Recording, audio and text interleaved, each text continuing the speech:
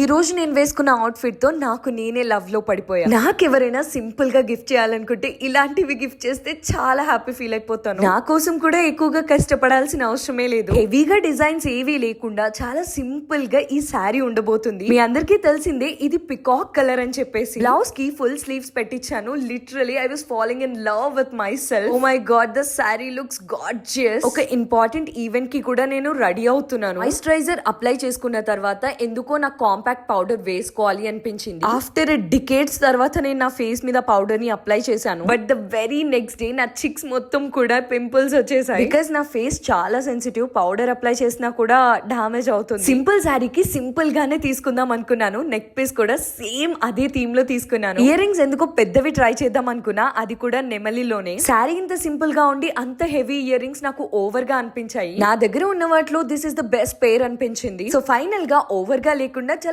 Simple గా elegant గా అనిపించాయి. Oh my god, finally ready అయిన తర్వాత I can't express my feelings towards this sari. I hope మీ అందరికీ కూడా అవుట్ఫిట్స్ నచ్చుతున్నాయనే అనుకుంటున్నాను. మరి ఇంకెందుకు లేట్ చేస్తున్నారు? రోజుకు ఒక కొత్త అవుట్ఫిట్ చూడాలి అనుకుంటే గనక డైలీ మార్నింగ్ 10 o'clock కి మీకోసం ఒక అవుట్ఫిట్ ని తీసుకొస్తూ ఉంటా. రేపు ఒక కొత్త అవుట్ఫిట్ తో కలుసుకుందాం.